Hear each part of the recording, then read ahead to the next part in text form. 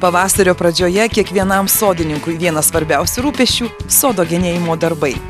Kaip išgenėti vaismedžius, vaiskrūmius, kaip tinkamai šį darbą atlikti, kad augalas nenukentėtų.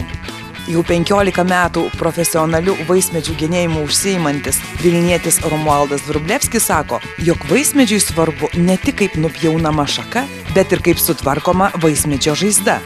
Kaip geni profesionalai, kokias priemonės genėtų žaizdų tvarkymui jie naudoja ir kodėl būtina sutvarkyti medžio žaizdą.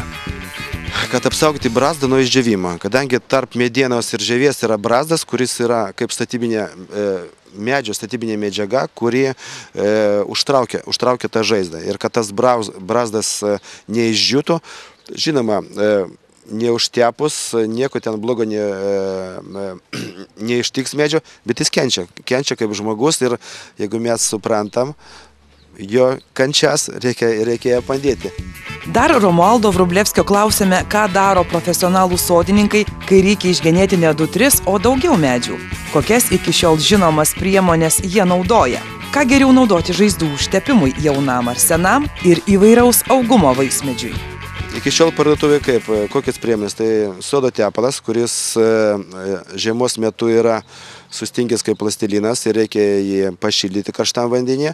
Mes žinoma, pavyzdžiui, genint aukštus medžius nenaudojam sodo tepalą, mes naudojam aliejinius dažus su fungicido priedu. Jūs patys pasigaminate? Mes patys gaminam aliejinį dažą ir ten kažkur tai kelis procentus fungicido ir teptukas ant ilgo koto ir kaip dailininkas tik tai su ilgu teptuku užtepam tas žaizdas. Šiandien garsiam sodininkui Romualdui Vrublevskiui siūlysime išbandyti naują produktą – neseniai sukurtą purškiamą sodo tepalą. Tai vienintelis toks produktas ne tik Lietuvos, bet ir Europos rinkoje. Sumanymas, kaip palengvinti sodo genėjimo darbus, kilo Andriui Juknevičiui, komposto gamybos įmonės direktoriui. Kaip kilo idėja sukurti tokį sodo tepalą, purškiamą sodo tepalą? Na, tiesiog mes prieš keletą metų padarėm tradicinį sodo tepalą tepamą, kaip ir dėl to ir pavadinom tradicinis, nes visi jį žino 100 metų turbūt ir naudoja. Tačiau sėdint vakare ir geriant arbatą kažkaip išėjo tokia kalba, kad tepti, kai šalta vis tiek jis truputėlį kietėja ir kad kažkaip nėra labai gerai. Kad aišku, tai yra tradicinės reikalas, kad visi tai žino, bet kažkaip tai, 21 amžius. Ir kilo mintis, kad taigi būtų gerai papurkšti ką nors. Ir staiga mes užsikabinom už tos minties, taigi reikia papurkšti.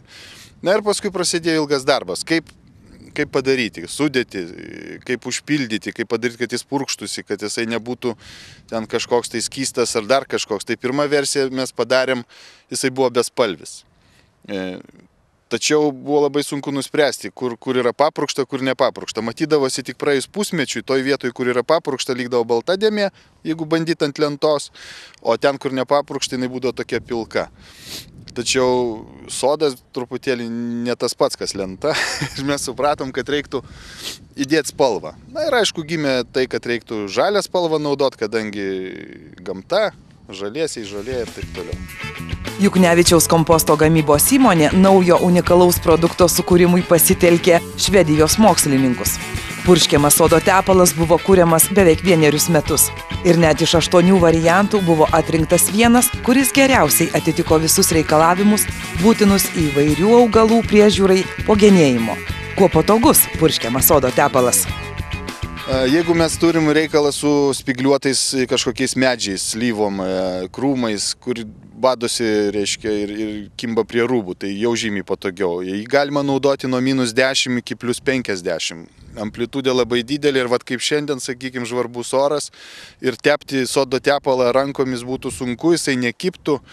Jeigu mes tik nugenėjom medį, paviršius yra drėgnas, vėl sunku padengti. Jisai puikiai kimba prie drėgno, prie sauso. Esant šaltam ir šiltam orui. Nenuteka, sakykime, jeigu yra atokaitoj saulės kažkur, kaip dažnai būna sodo tepalas nuvarva. Na, jisai turi daug labai privalumų, bet to jį labai lengva naudoti aukštyje. Jeigu kas užsijima landšaftų priežiūrą ar ten kažkokiu tai tiesiog parkus prižiūri, tai labai paprasta turėti kišenį, arba netgi kabūrą specialią galima turėti, kur lengva naudoti. Purškiamas sodo tepalas buvo sukurtas siekiant palengvinti sodininkų bei profesionalių medelyno darbuotojų, landšafto ar želdyno prižiūrėtojų darbą. Purškiamų sodo tepalu lengva naudotis aukštyje genint medžių šakas, dirbant žvarbiu oru. Nekils rūpesčių padengiant nugenėtų spygliuotų krūmų ar medžių pjūvių vietas.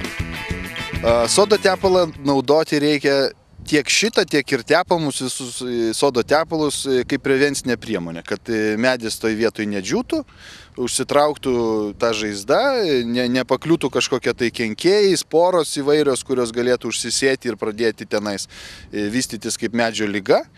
Tai pagrindiniai šitie dalykai turbūt. Ar jisai gali sustabdyti vėžį? Jeigu vėžys jau prasidėjęs, tai čia nėra vaistai. Tačiau tam, kad vėžys neprasidėtų, būtent taip jis turi būti naudojamas. Purškiamas sodo tepalas kūrimo proceso pradžioje buvo bespalvis. Po to buvo nutarta jam suteikti žalią spalvą. Pasak Andriaus Juknevičiaus, susiliejanti su gamtoje vyraujančia žalia purškiamojo sodo tepalo spalva atrodo estetiškai, byloja apie profesionalų požiūrį į gamtą ir atliktą darbą. Taip, mes įdėjom truputėlį dažų, kaip minėjau, prieš tai jisai buvo bespalvis, vien tik tai tam, kad matytųsi, kur yra papurkšta, bet tie dažai irgi nėra automobiliniai ar dar kažkokie, tai yra dažai, kurie nekenkia aplinkai, kad galima būtų naudoti ir ant vaismedžių. Visai yra draugiškas aplinkai, kadangi tos aerozolinės dujos, kurios yra šiaip ir uždraustos dėl to, kad ozono sluoksniai ardo čia yra nenaudojamos, turbūt niekas jau ir nebenaudoja jų. Tai dėl to yra butanas, propanas kaip pakaitalas tam purškimo efektui sukurti. Naująjį produktą purškiamą sodo tepalą paprasta naudoti. Jis suplakamas ir žaizdos purškiamos nedideliu atstumu. Užtenka 1-2 paspaudimų. Purškiamų sodo tepalų patogu nupurkšti žvėrelių apgraužtus medžius, kitas pažeistas vietas. Kaip prevencinė priemonė jį naudoti nuo ligų ir pažeidimų. Kol mes kalbėjome su idėjos autoriumi Andriumi Juknevičiumi, vilnietis Romualdas Vrublevskis jau spėjo išbandyti naują produktą – purškiamą sodo tepalą. Jūs pirmą kartą dirbote su purškiamu sodo tepalu. Kokie jo privalumai ir kokie trūkumai jūsų nuomonė? Apie trūkumus kol kas neišnekėsiu. Man pasirodė, kad tai yra labai technologiška priemonė, malonu dirbti. Ką noriu pasakyti, kad važiuoju, pavyzdžiui, genėti sodą, gal šiek tiek yra svarbu, su kokia mašina atvažiuoju, bet labai svarbu, kokius įrankius turi. Kad tai yra neatsitiktinis kažkokia pjūklelis malkom pjauti. Žinau, kad, pavyzdžiui, su tokiu pjūklu, kad labai švarus pjūvis, labai gerai gyja žaizdos. Klausimas, kaip užtepsi žaizdas, pavyzdžiui, su tepalu, tai tikrai labai daug laiko užtruks toks visas procesas ir jeigu reikia ten, pavyzdžiui, iki 10 žaizdų užtepti, tada tikrai sodo tepalu. Gal ir sodo tepalų, taip. Jeigu reikia žaizdų užtepti gal iki 100, siūlyčiau gal purškiamą.